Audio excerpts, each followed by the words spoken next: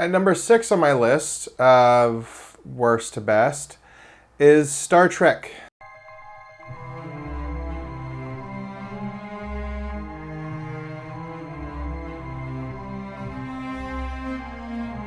Usually known as Star Trek 2009. This film was kind of what it needed to be at the right moment, but when you go back and revisit it, it has a lot of cracks and doesn't really feel truly like a Star Trek property. It's quite obvious that it's Star Wars, that J.J. Abrams just really wanted to remake the first Star Wars film with a Star Trek window dressing. It is fun and fast. It is very exciting. I think that it's objectively pretty middle of the road when it comes to sci-fi action films, but it does lack the deeper depth of a Star Trek property. The cast in it is really great. Carl Urban's Bones is a real treasure. Green-blooded hobgoblin.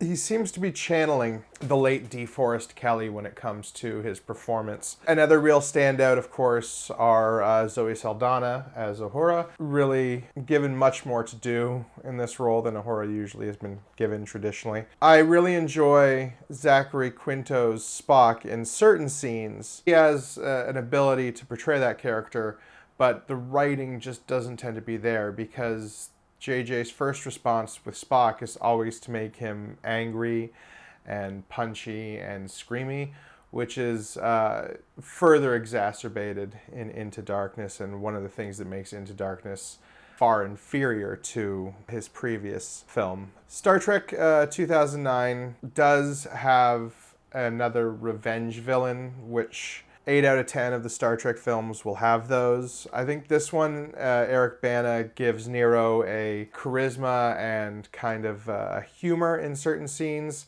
and an intensity in others. It has happened! I watched it happen! I saw it happen! Don't tell me it didn't happen! I really enjoy the design of the Narada and its kind of scary, jutty architecture. A little confusing that it's a Romulan mining ship when it's the size it is. But there's some beta canon talking about how it's Borg enhanced or whatever if you really care about it. Overall, I think that besides being a kind of beat-for-beat retread of the plot of A New Hope, there's enough fun and excitement to really enjoy in this movie. So all in all, a solid middle-of-the-road film, which is why I guess it sits pretty firmly in the middle of my pack of Star Trek films. I'm Captain Christopher Pike. To whom am I speaking? Hi, Christopher. I'm Nero. Moving on, we come into our number 7 pick. That would be Star Trek III, The Search for Spock.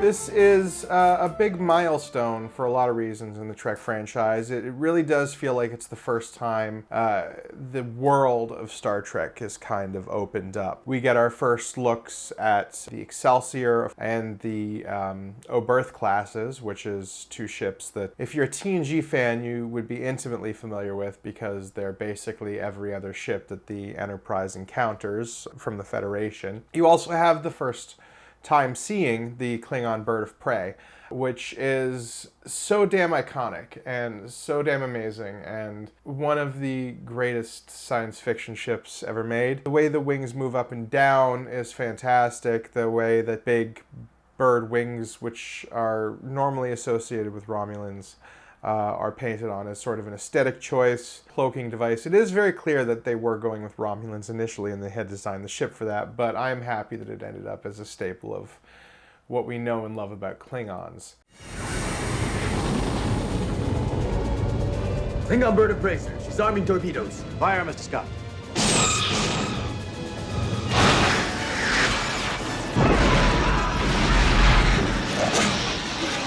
It does expand the Klingon race as well a lot. You get Christopher Lloyd's villainous Klingon commander. It's rare to see Christopher Lloyd in a villainous role, and I think he does a really great job at the cold-blooded nature of his singular mission to steal the Genesis device, how he's willing to sacrifice pretty much anything to accomplish that goal, including his own life. He's got a lot of great charisma. One of my favorite lines from a Klingon. The planet's destroying itself! Yes, exhilarating, isn't it? If we don't help each other, we'll die here! Perfect. Then that's the way it shall be. It's so good. Yeah, I really enjoy this one. I flip-flopped between Star Trek 2009 and Star Trek The Search for Spock being at this point in the list. But I think that the charisma of the original cast is at a real high point because they're all coming off of the success of Wrath of Khan, which was a huge moment for the Star Trek franchise. And this is also the directorial debut of Leonard Nimoy. Nimoy does a really great job getting the performances he's looking for. He has a real eye for tension and camera work. The sequence where Kirk has to steal the Enterprise is probably the best scene in the film. There's also a very emotional scene for Kirk later on that Nimoy just did over and over again to the point that Shatner was exhausted and he could get a believable take out of him. But it really shows, and I think it doesn't give Shatner enough credit, who was really solid in this film. You really see kind of the understated nature of what he's willing to sacrifice to help Spock. This film has, I think, what put it over the top for me as well from 2009, which is the strong emotional core of the story. That you really feel like it's both continuing on from the last film in terms from the arcs developed from Wrath of Khan, but also kind of providing a rebuttal a bit to some of the themes that were going on in that film. If there's some flaws with the movie, it's that it looks really cheap, especially by today's standards. It looks very dated. I don't know why they decided to do the Genesis planet entirely on a closed indoor set. It makes it look about as convincing as the planets from the original series. Except they actually shot outdoors sometimes, so I don't know what their excuse was here. I believe they said they originally wanted to film in Hawaii, but couldn't get the permits or the money for it. The space station interiors, also space dock interior, it's very tight and claustrophobic. They were going for kind of a Star Wars cantina vibe with the bar scene, but again, it comes off as kind of a second-rate imitation. I also do not know what is happening in this movie with everybody's civilian clothes. There is George Takei wearing some kind of leather cape jacket. I don't know what was going on with Chekhov's bright pink and white lapelled suit. Apparently they didn't know either, because there's one scene in it with him before they put him in some kind of a reasonable jacket. I think that Nimoy didn't really have too much of an eye when it came to the aesthetics of his science fiction. That's okay, he does much better on his next one.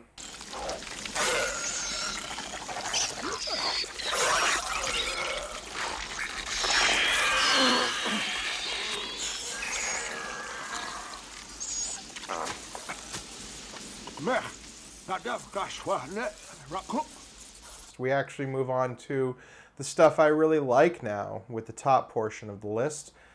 Starting with my number 8 pick, Star Trek the Motion Picture.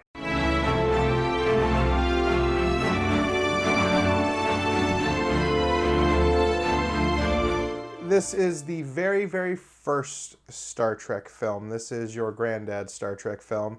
Released in the long ago year of 1979, up against another little film I really love called Alien. Star Trek the Motion Picture was at the time a massive disappointment. Critically panned. It was called Star Trek the Motionless Picture because it is primarily long shots of people looking in awe at a screen playing special effects.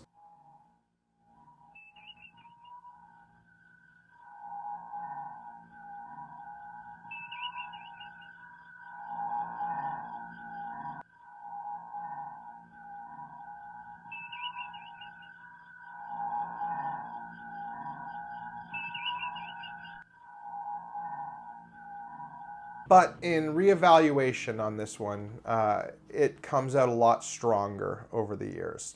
Its tone isn't afraid to be ponderous, to slow down and take its time, to be the kind of old science fiction that wasn't afraid to show you long shots of stars and ask, wouldn't it be pretty cool to be there? There's also a lot of questioning about the nature of our existence, of why we are here, the fundamental question of why we are here and what our lives are supposed to accomplish. This is explored through a plot involving a devastatingly powerful alien device or ship or being itself traveling towards Earth, destroying everything in its path. And what they find out is a relentless search for its own creator. Because it's seeking its creator to ask the question about why it exists. What is it for? And this is the same question that a lot of the crew is asking, a lot of the characters are asking. You have Kirk, who is an admiral and is desperate to take the reins of the Enterprise once more and trot off into the galaxy and adventure. He's asking himself, is that all I'm for? Am I really meant to become just this top brass executive, or can I keep having this life of adventure? You have Spock talking about whether or not he exists to purge his emotion, if he's there just to follow the path of logic, or if his life means something more. It's a very dense film. It's certainly in the tradition of a certain style of science fiction that was already very much out of style by that point in the late 70s. Things like 2001: A Space Odyssey or Forbidden Planet. The special effects in Star Trek the Motion Picture are quite beautiful. Even if they do seem dated, even if it is a lot of optical and laser light effects, they're done with such a strong style that really shines through. In a way, certain things even appear quite timeless. What does not, however, once again, is the clothing style and hairstyle of the cast. This has some of the weirdest, blandest, and kind of nonsensical onesie uniforms I've seen in Star Trek. A lot of gray and taupe and brown, a lot of very thin onesies. If you are going to seek out Star Trek the Motion Picture, I do very much recommend, however, you take the extra time to seek out the more recently released director's cut. This was released, I think, in the mid-2000s, where Robert Wise was able to go back. There was some initial problems with editing and final cut status during the original release, but since then they've been able to go back and kind of trim out some of the more longer takes of people staring off into space, to refine some of the special effects in certain areas. They do something I really appreciate, which is to keep the look of the special effects in line with what was done in the 70s. This isn't a situation like the Star Wars special editions where new CGI scenes stick out very much like a sore thumb. Or even, for another more on-brand example, the Star Trek original series remasters, where you can swap between the old special effects and the newer CGI effects. In Star Trek the Motion Picture, the director's cut, everything looks very seamless, which really helps with not breaking your immersion. And quite frankly, it just makes the director's cut overall a much better experience. Will, we're locked in an alien vessel, 6 hours from Earth orbit. Our only contact with our captor is that probe. If we can control it, persuade it, use it. I have recorded enough here.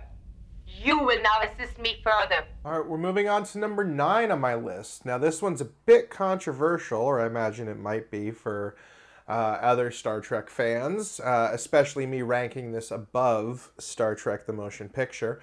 But that is Star Trek Beyond.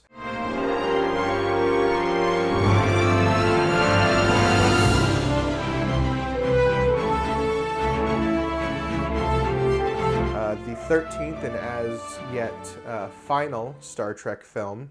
This is, quite frankly, what we were asking for from the J.J. Abrams films. And that's because you can really tell that when they gave the reins over to Simon Pegg to write this movie, he really cared about the lore. He cared about the characters and the dynamics. He cared about the ideas.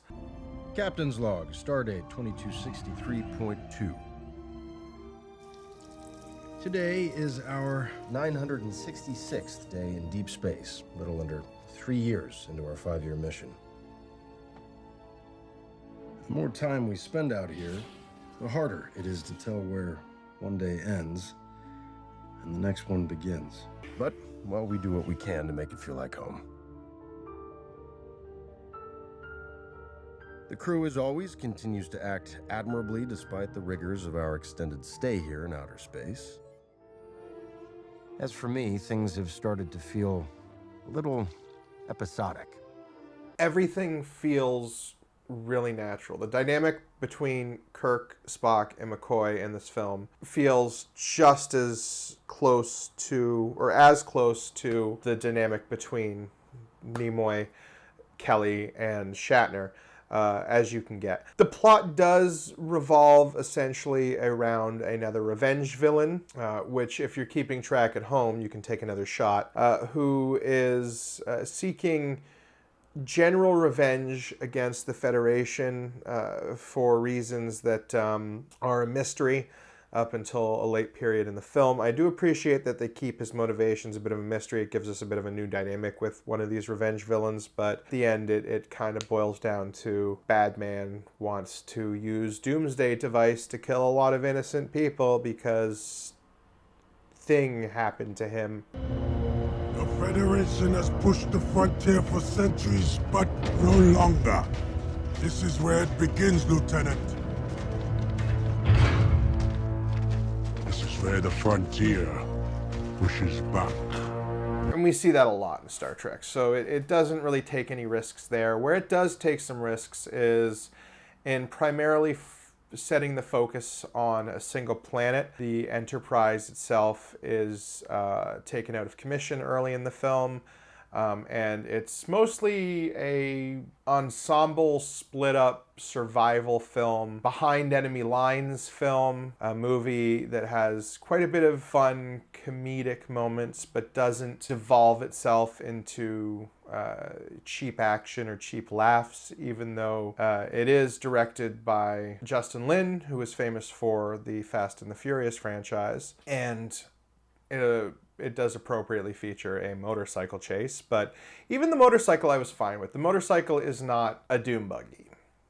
I enjoy the action sequences. I enjoy the small character moments. I enjoy J-Law quite a bit. That's an original character to Star Trek that I am actually pretty sad that we won't really ever see again, I think. I believe it's the same woman who played the Mummy in the most recent Mummy film, which shows that, sometimes it's the role, not the actor. So yeah, I think that it's in a lot of ways, it feels really on character. I thoroughly enjoy injured Spock and McCoy having to carry themselves through the canyon, complaining and moaning with each other the entire time, but trying to keep each other safe because they still care about each other. And this is the first film in the Abrams movies where I can actually see all of these people actually caring about each other as people, caring about each other as characters. I can see in this one why Kirk would be friends with Spock and why McCoy would see a kinship in Kirk. They took what was set up nicely in the 2009 film and they actually expanded on it rather than trying to do what Abrams did with Into Darkness, which was just rehash Star Trek moments over and over again for easy audience reaction. So yeah, the third Abrams film, Star Trek Beyond, the best of the three, and quite frankly, one of the best Star Trek movies. And a fitting send-off, as of recent news, for the Abrams-verse crew, who it looks like we are not going to be able to see again on the big screen. It's a shame. You didn't even try to get our time out here reduced. Why would I get it reduced? Bones, we know our way through the nebula now. Can you imagine what we'll find? Alien despots hell-bent on killing us, deadly spaceborne viruses and bacteria, incomprehensible cosmic anomalies that could wipe us out in an instant. It's gonna be so much fun. The Star Trek franchise only has the best to offer from here on out. So let's start with number 10, which would be Star Trek IV, The Voyage Home. Yes, otherwise known as Star Trek IV, the one with the whales.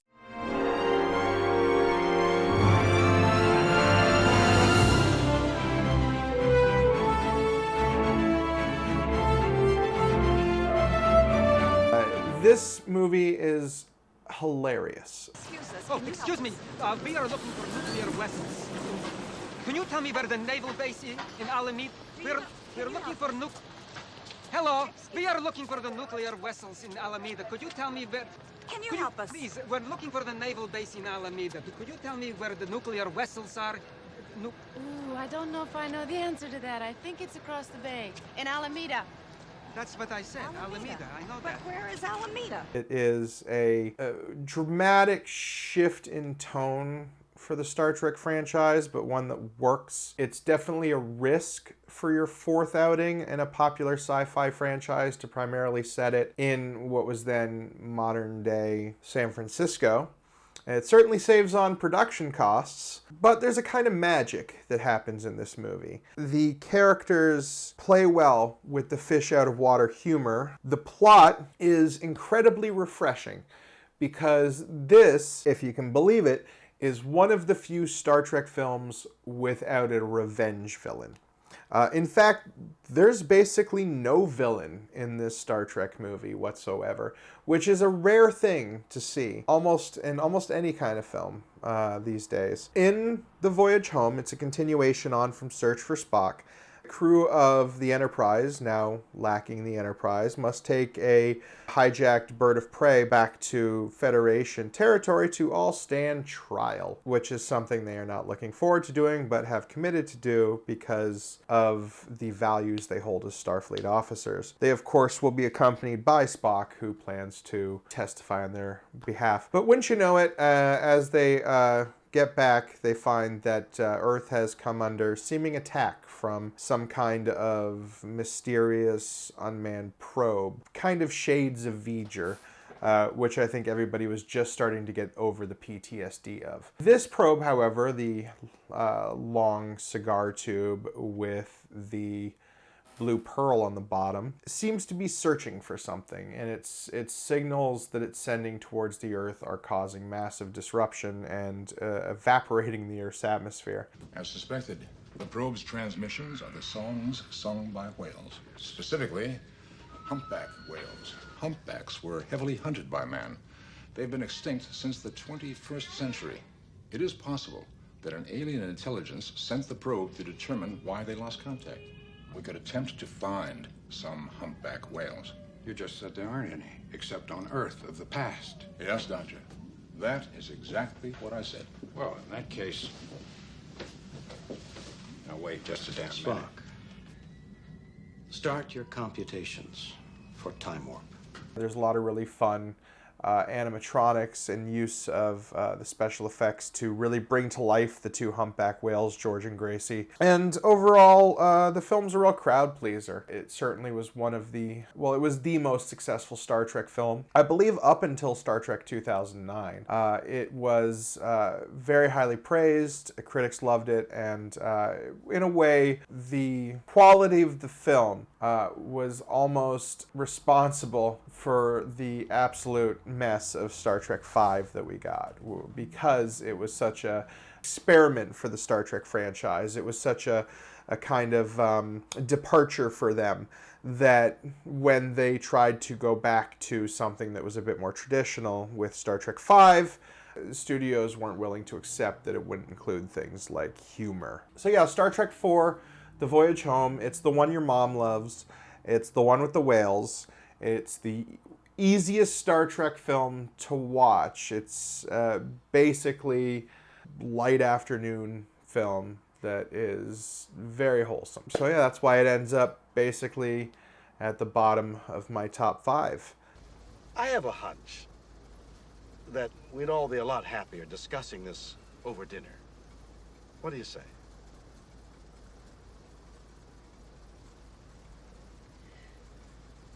You guys like Italian? No. Yes. Yeah, No. no. Yes. No. Yes. I love Italian. And so do you. Yes.